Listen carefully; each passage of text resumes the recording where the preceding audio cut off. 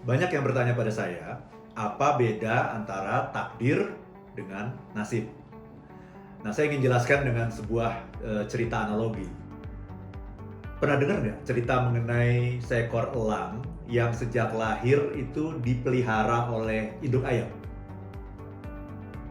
Jadi begini, dulu itu ada orang yang meletakkan telur elang di kandang ayam. Kemudian dierami oleh induk ayam. Nah, lahirlah seekor elang yang mengira dirinya adalah seekor ayam. Kenapa? Karena dia berinteraksi, bergaul dengan anak-anak ayam. Nah, suatu ketika mereka sedang cari makan gitu, dia melihat ada seekor elang yang terbang tinggi di angkasa. Dia pikir, wow, hebat sekali nih, gagah sekali nih. Dia kemudian bertanya kepada anak-anak ayam yang ada di sana, kira-kira aku bisa nggak ya terbang seperti elang ini? Apa jawaban anak-anak ayam? Udahlah, kamu jangan mimpi. Kamu ini cuma seekor ayam.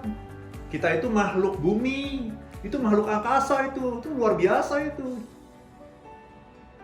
Apa yang ingin saya katakan dengan cerita ini, teman-teman semua? Inilah bedanya sesungguhnya antara takdir dengan nasib. Nah, takdir kita sesungguhnya adalah menjadi elang yang hebat, yang gagah, yang terbang tinggi di angkasa. Tapi nasib kita hari ini, kita menjadi seekor ayam. Jadi apa itu takdir? Takdir itu sesungguhnya adalah anugerah dan rahmat Tuhan yang terindah yang diberikan kepada kita ketika kita lahir. Itulah takdir kita untuk menjadi yang sehebat-hebatnya, menjadi yang sebaik-baiknya, menjadi yang seindah-indahnya. Tetapi nasib kita adalah apa yang terjadi pada kita hari ini. Itu namanya nasib kita. Berarti sesungguhnya ada gap antara takdir dengan nasib kita. Gitu ya. Nah, tugas kita di dunia ini adalah apa? Memperkecil gap itu. Dengan cara melakukan action terus-menerus, melakukan tindakan terus-menerus. Tindakan yang berbeda, supaya apa? Supaya nanti takdir kita itu semakin lama semakin bisa kita dekati. Jadi nasib nanti akan mendekati takdir. Dan kalau bisa, nanti kita sampai pada satu masa di mana nasib kita itu sama dengan takdir kita. Nah, inilah yang harusnya kita kejar gitu. Jadi tugas kita di dunia ini apa, teman-teman? Mengejar takdir kita, membuat nasib kita itu sama dengan takdir kita. Itu, teman-teman semua.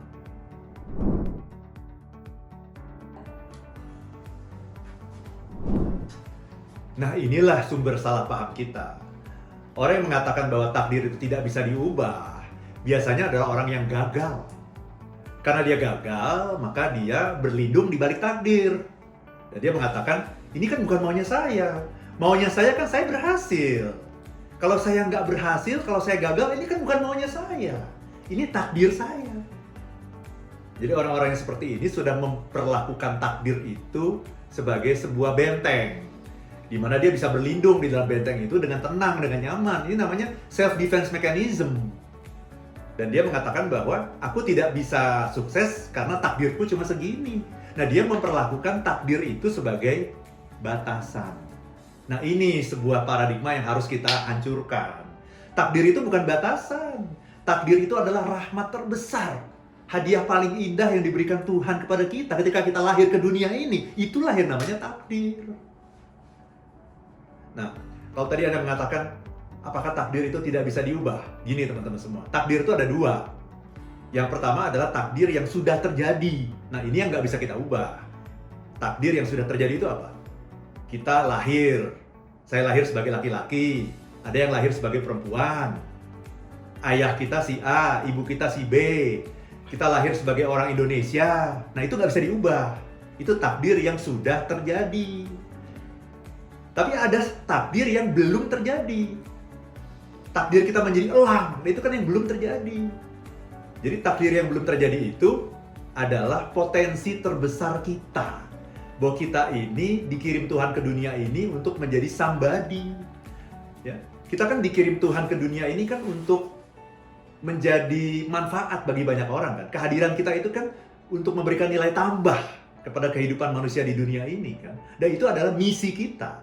Misi yang hanya kita yang membawanya. Ya, bukan orang lain. Nah, untuk bisa mencapai misi itu, maka Tuhan sudah menciptakan kita dalam sebaik-baiknya bentuk. Dalam bentuk yang seindah-indahnya, yang sehebat-hebatnya untuk mencapai misi itu menjadi manfaat bagi sesama manusia. Ya, jadi kita ini adalah produk yang hebat, produk yang sempurna. Bukan produk cacat kita ini. Ya. Jadi tugas kita di dunia ini adalah bagaimana caranya kita bisa mengerahkan potensi energi yang terbesar yang ada di dalam diri kita, karena kita ini adalah yang sebaik-baiknya. Nah, takdir itu, kalau saya boleh ambil contoh, itu seperti mobil Formula One. Kecepatan mobil Formula One itu adalah 300 km per jam, itu namanya takdir. Kita bisa mencapai itu untuk memberikan manfaat tadi kepada sesama manusia. Tetapi nasib kita itu adalah kecepatan kita hari ini. Berapa kecepatan kita hari ini? Mungkin baru 100 km per jam. Takdir kita 300 km per jam, berarti ada gap. 200 km per jam itu gapnya. Nah, tugas kita setiap hari adalah apa? Mengejar gap itu. Dengan kata lain, ya kita sebagai manusia ini harus selalu mengejar takdir kita. Itu teman-teman semua.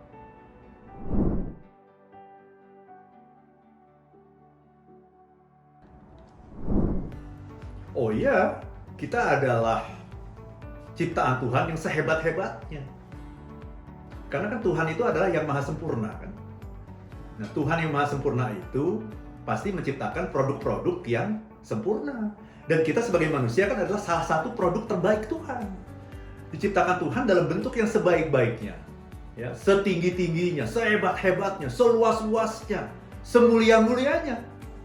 Menjadi insan kamil. Nah, Tuhan itu menciptakan insan kamil. Produk yang maha hebat. Pertanyaannya, Anda yakin apa enggak? Itu dulu deh. Karena kalau kita tidak yakin bahwa kita adalah produk Tuhan yang sempurna, maka pembicaraan ini selesai. Nah, kita harus yakin dulu bahwa kita ini adalah produk Tuhan yang maha sempurna. Jadi kita diciptakan dalam bentuk yang sebaik-baiknya, itu dulu. Nah, itu adalah takdir kita. Tuhan tidak pernah menciptakan produk cacat, tidak pernah. Ya. Nah, pertanyaan berikutnya adalah dari mana kita tahu potensi kita? Nah, kalau saya tadi analogikan dengan mobil Formula 1, dari mana kita tahu potensi kita? Bahwa kita bisa mencapai 300 km per jam. Dari kita caranya gimana? Tanya sama penciptanya. Kita bisa tanya, karena penciptanya kan manusia kan, yang menciptakan mobil Formula 1 itu kita tanya. Berapa sih kecepatan saya yang paling tinggi itu, berapa sih takdir saya? Oh, 300 km per jam. Dia bisa jawab. Nah, tapi kalau sama Tuhan, bukan seperti itu cara Tuhan berkomunikasi. Ya, kalau kita ingin tahu, kalau gitu potensi terbesar saya seperti apa ya? Takdir saya seperti apa ya? Kita harus bisa membaca. Nah, itu Iqra, bacalah. Bacalah apa? Bacalah tanda-tanda Tuhan. Ya, ayat-ayat Tuhan. Nah, kalau kita bicara ayat-ayat Tuhan itu juga ada dua. Yang pertama yang disebut sebagai ayat kauliyah. Apa itu ayat kauliyah? Ayat kauliyah adalah ayat yang ada dalam kitab suci. Nah, itu namanya ayat kauliyah. Tetapi sesungguhnya ada lebih banyak lagi ayat yang ada di alam semesta ini. Itulah yang namanya ayat kauniyah. Dan alam semesta yang paling indah sebetulnya apa, teman-teman? Diri kita. Ya, dalam diri kita itu ada banyak sekali tanda-tanda kebesaran Tuhan. Dan ada seorang filsuf yang mengatakan begini, orang yang tahu mengenai alam semesta, segala sesuatu tentang alam semesta dia paham, tapi dia tidak paham mengenai dirinya sendiri, itu sesungguhnya dia tidak tahu apa-apa. Jadi intinya apa? Kembali kepada falsafah yang sangat kuno apa? Kenali dirimu, kenali dirimu. Nah, orang yang mengenali dirinya nanti akan mengenali Tuhannya. Jadi kita harus bisa membaca ayat-ayat Tuhan yang ada di dalam diri kita untuk mengetahui sebetulnya seberapa hebat kita. Takdir kita itu seperti apa. Nah, kalau kita baca dalam diri kita sendiri, apa sih tanda terbesar bahwa kita itu ditakdirkan menjadi sesuatu yang hebat, menjadi somebody? Ada satu tanda yang perlu kita pahami, teman-teman. Apa itu? Desire, keinginan, hasrat kita. Itu yang harus kita pahami, teman-teman.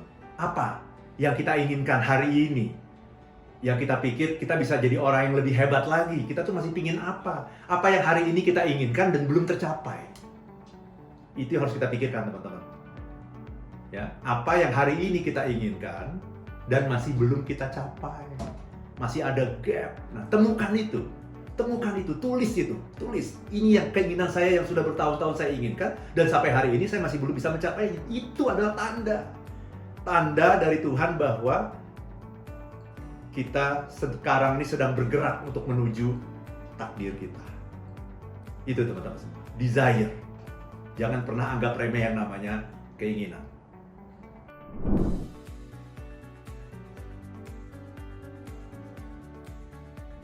Jika Anda menemukan video ini bermanfaat, silahkan like, subscribe, share, dan nyalakan notifikasinya.